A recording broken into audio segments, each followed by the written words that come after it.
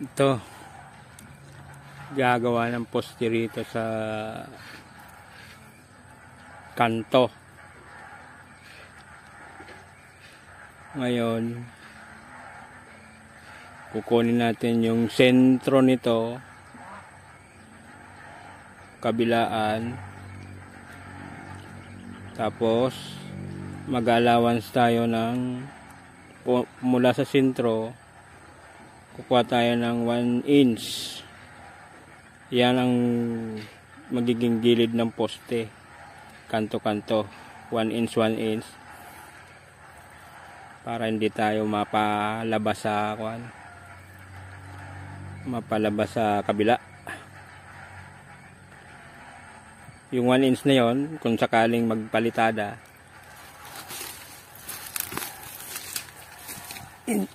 sakto-sakto lang ang kuan. Tapos ang hukay natin dito tayo sa gilid muna, para hindi gumalaw tong kuan, muhon. Dito tayo maghuhukay muna sa gilid. Pag nakuha na yung lalim, tsaka natin babawasan konti-konti para hindi bumaba yung muhon, hindi na siya gumalaw.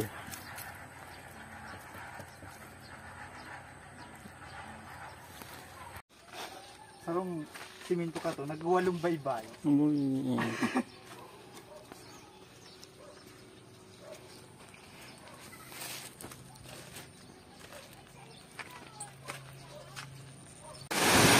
Yan lang, umulan.